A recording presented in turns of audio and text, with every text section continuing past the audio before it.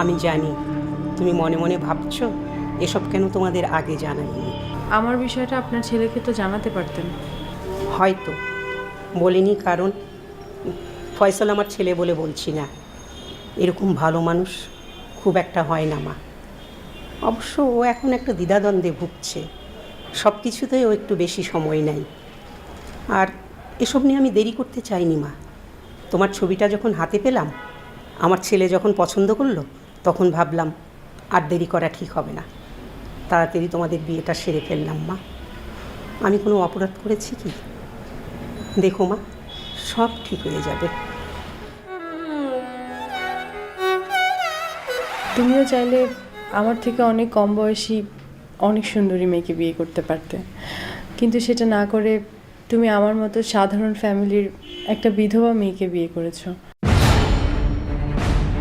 আমি বুঝলাম না, কে বিধবা? কেন?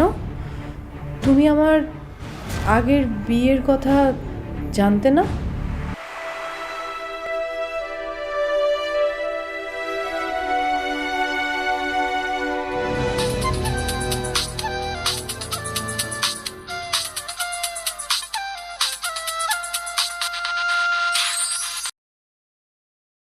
হ্যালো।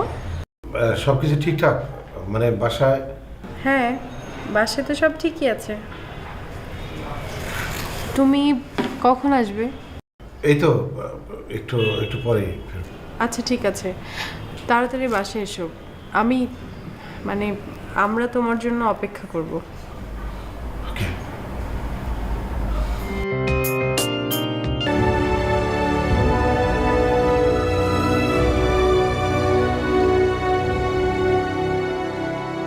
হ্যাঁ রাশেদ, একটু কথা বলা যাবে?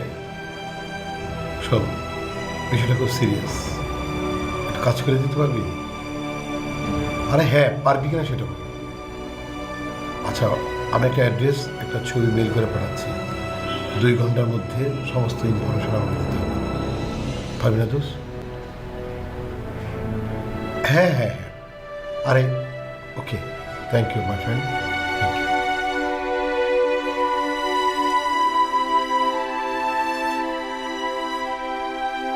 চড়ুই পাখি 12টা, ডিম পেড়েছে 13টা, একটা ডিম নষ্ট, চড়ুই পাখির মনে বড় কষ্ট। ইয়ে, তোমার আঙ্গুল আগে উঠে গেছে। আবার চড়ুই পাখি 12টা, ডিম পেড়েছে 13টা, একটা ডিম নষ্ট, চড়ুই